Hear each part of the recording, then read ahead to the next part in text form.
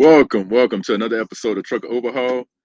In this section, we're going to go over section 2.4 of the CDL manual.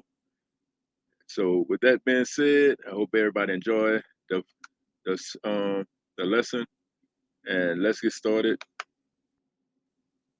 Now, this section here, we're going to talk about sin. And when I say sin, I mean sin like at a distance. So be able to see like, far away. So pretty much looking ahead. So said to be a safe driver, you need to know what's going on all around the vehicle. Not looking properly is a major cause of accidents. So, you're driving down the road, you might not see that vehicle in your blind side vehicle on your blind side. So you might end up causing an accident, side swiping it. Um, so pretty much be aware of that. Seeing ahead, all drivers look ahead, but many do not look far enough ahead. So this is what I'm saying about looking ahead. Make sure you see the obstacle before you get there, so that way you can start braking and preparing for it. So it is important for looking far enough ahead, because stopping and changing lanes can take a, um, a lot of distance. Knowing what the traffic is doing on all sides of you is important. You need to look well ahead to make sure that you have room to make these moves safely. So you want to make sure you have enough room where you could, whether you slowing down to change lanes, to pretty much just give yourself a way out, just in case, emergency, pop up and you need to change lanes as quick as possible. So this is saying how far to look ahead. You want to look at least 12 to 15 seconds ahead. That means looking ahead the distance you will travel in 12 to 15 seconds. At lower speeds, it's about 1 block. At highway speeds, it's about a quarter of a mile. So you want to make sure you have that in your head, how you want to,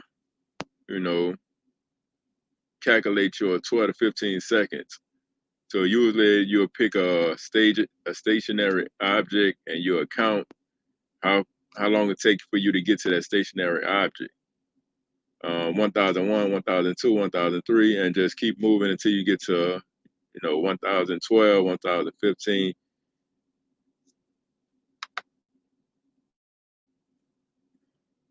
If you're not looking far enough ahead, you may have to stop quickly or make quick lane changes.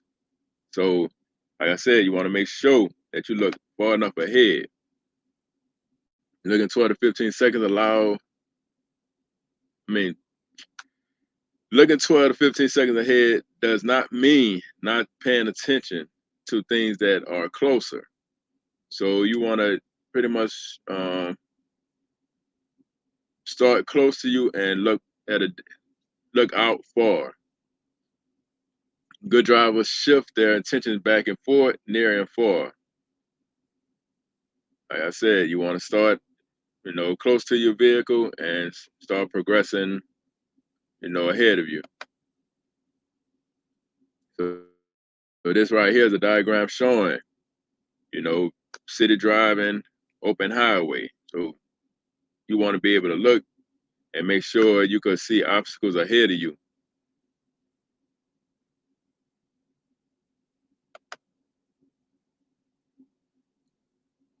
Look for traffic. Look for vehicles coming onto the highway into your lane or turning. Watch for brake lights for slowing vehicles. With this, it mainly happens around construction, accidents, traffic jams. You want to look far enough ahead so you can start braking, so you can start slowing down, because it is harder to stop a truck than it is to stop a car. By seeing these things far enough ahead, you can change your speed or change lanes if necessary to avoid a problem. If traffic light has been green for a long time, it will probably change before you get there. Start slowing down and be ready to stop. So Um, once you reach, let's say, um, I would say where the turning lane start at, that's when you could, we call it what they call it. Shoot, I forgot what they call it. Um, it's it's more like okay, you could proceed. You could speed up now. Once you reach this area right here, you could speed up if the light remain green.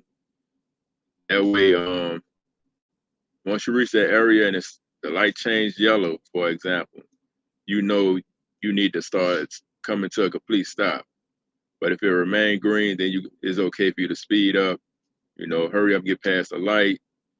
It's just a measure that we use to know if we could beat the light or we need to start stopping. Seeing to the side and rear. It is important to know what is going on behind and to the side. Check your mirrors regularly. Check more often in special situations. So you want to check your mirrors at all times. You want to make sure nothing on side of you. You want to make sure nobody not about to run into the rear of you. You want to, you might see a cop car sitting right behind you with his lights on. So you want to check your mirrors as often as possible.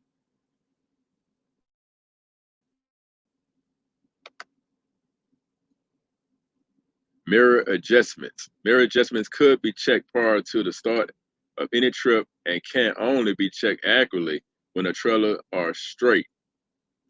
All right, so you don't want to be in a curve. You don't want to be jackknife trying to adjust your mirrors. You should check and adjust each mirror to show some part of the vehicle. So you don't want to show the full trailer. You want to show maybe like the edge of the mirror. You want to see your trailer. This will give you a reference point to judging the position of other images. So there you have it. You want to have as much mirror that you could look out of and see any vehicles, obstacles, whatever's on side of you. So regular regular checks of your mirror to be aware of traffic, to check on your vehicle. You might have a car that's coming in, might be close to that line. You want to be aware of that. So you want to check your mirrors as often as possible. Check your mirrors for vehicles on either side and behind you. In an emergency, you may need to know whether you can make a quick lane change. You use your mirrors to spot overtaking vehicles. There are blind spots that your mirrors cannot show you. Check your mirrors regularly to know where other vehicles are around you and to see if they move into your blind spot. So sometimes you might have to lean forward and look out your windshield yourself. You can't always count on your mirrors because they got a blind spot right there that you need to make sure no one's on side of you.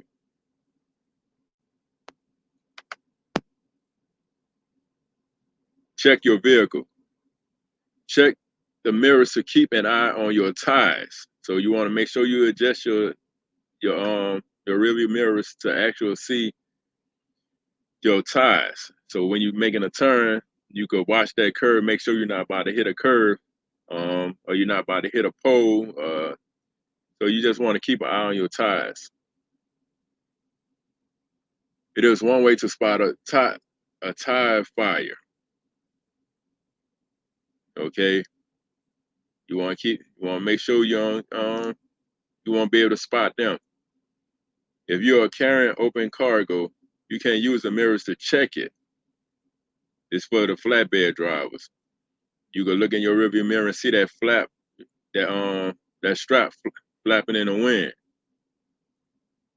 Look for loose straps, ropes, or chains. Watch for a flapping or billowing tarp. You want to make sure that tarp not just, you know, flying in the wind.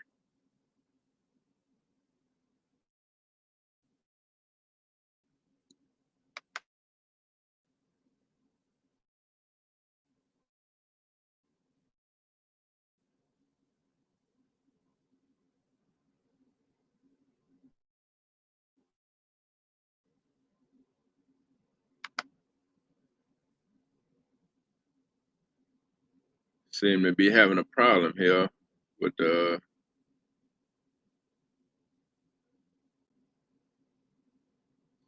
Okay, we're back. Special situations. Special situations require more than regular mirror checks. These are lane changes, turns, merges, and tight maneuvers. Lane changes, check your mirrors to make sure no one is alongside you or about to pass you. So you want to check your mirrors on that. So as you know, mirrors is a major thing that you need to check. Dealing with lane changes. Before you change your lanes, make sure there's enough room. After you have signaled to check that no one has moved into your blind spot, right after you start the lane change to double check your path is clear.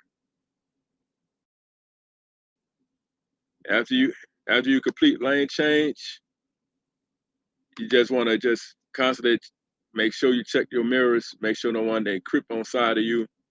You want to make sure you prevent an accident. So in turns, check your mirrors to make sure the rear of your vehicle will not hit anything. When you merge in, use your mirrors to make sure the gap in traffic is large enough for you to enter safely.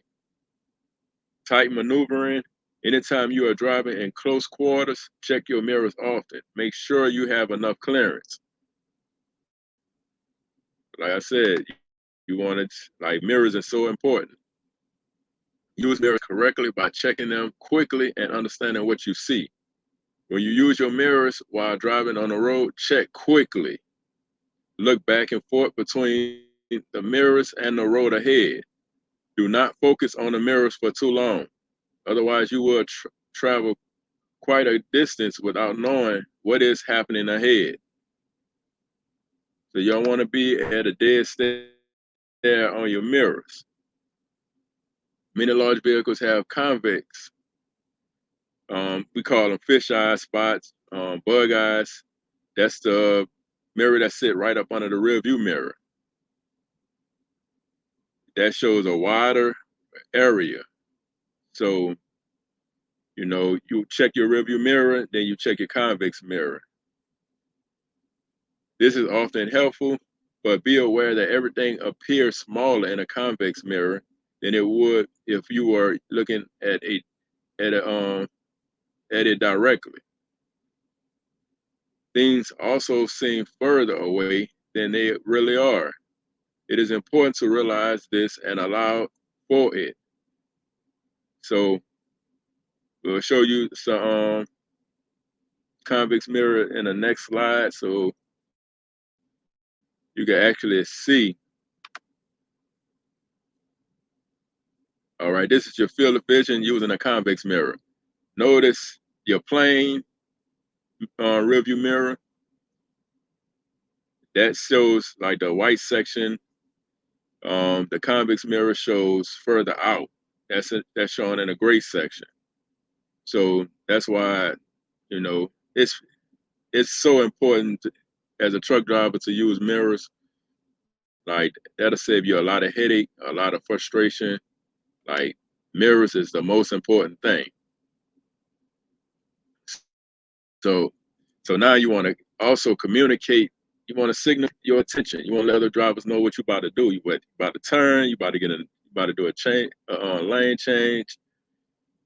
You know, you just want to let other drivers know. Other drivers cannot know what you are going to do until you communicate your intention. Signaling what you intend to do is important for safety. here are some general rules for signaling. So, like I said, you want to let people know exactly what you're doing.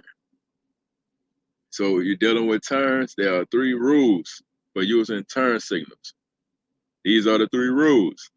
Signaling early, signaling well before you turn. It is the best way to keep others from trying to pass you. Well, as a truck driver, soon you signal, that's when they come around. So, like I said, you still want to be on the lookout for them because you got to drive for them.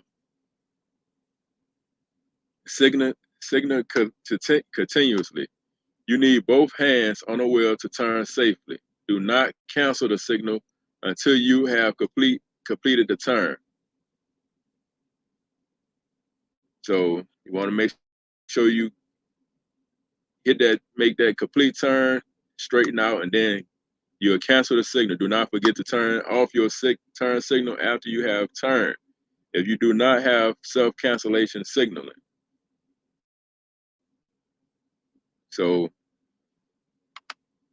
always remember that. Put your turn signal on before changing lanes. Change lanes slowly and smoothly. A driver you did not see may have changed to honk his or her horn or avoid your vehicle. So, like I said, once you put your turn signal on, they have a habit of coming around you. They spend all that time driving behind you, but as soon as you try to get out their way and put on your turn signal, that's when they want to jump into the lane that you're trying to get into. So remember, we're dealing with unexperienced drivers. Slowing down. Warn drivers behind you when you need to slow down. A few light taps on the brake pedal, enough to flash the brake lights, should warn following drivers. Use the 4-way emergency flashes for times when you are driving very slowly or stop. Warn other drivers in any other following situations. So you could tap the brakes to let them know, hey, you slowing down. You use your 4-ways to let drivers behind you know, hey, it's emergency up here. I need to slow down. So it's just warning people so they won't run into the back of you. So that's what you want to avoid. Make sure nobody run ahead of you. Run into the back of you. So when trouble's ahead, the size of your vehicle may make it hard for drivers behind you to see the hazard ahead. That's why you're using your flashes. That's why you're using your brake lights. If you see a hazard that will require slowing down, warn the driver behind you by flashing your brake lights. So use those tools to make sure you warn drivers behind you so they won't run into the back of you. Tight turns, dealing with tight turns. Most car drivers do not know how slowly you have to go to make a tight turn in a large vehicle. Give drivers behind you warning by braking early and slowing gradually. So they don't know this. They don't know, okay, hey, this truck need to go 5 miles an hour to make this tight turn, to make sure he don't hit nothing, make sure he don't run into, a vehicle in front of him, anything. They don't know these things. Stopping on the road. Trucks and bus drivers sometimes stop in a roadway to unload cargo or passengers or to stop at a railroad crossing. Warn following drivers by flashing your brake lights. Do not stop suddenly. All right. Another way to warn them, put your hazards on, put your 4-way blinkers on. That'll let them know, hey, something going on. I need to, be aware, be cautious, slow down. I need to watch this vehicle.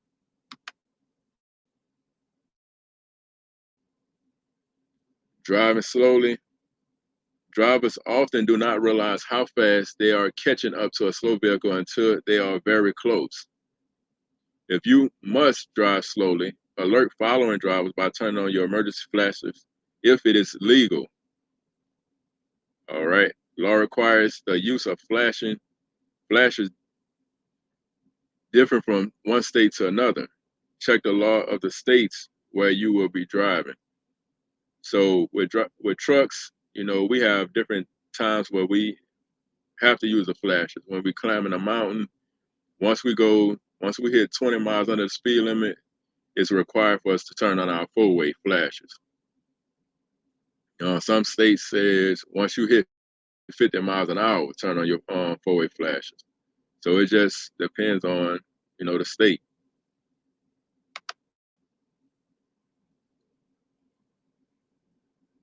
Do not direct traffic. Some drivers try to help others by signaling when it's safe to pass. You should not do this. You could cause an accident. You could be blamed, and it costs you many thousands of dollars. So if you signaling somebody to come around you and you cause an accident, you are at fault. So don't do that. Avoid that at all costs. If they come around you on their own, then that's on them. But do not signal someone to come around you.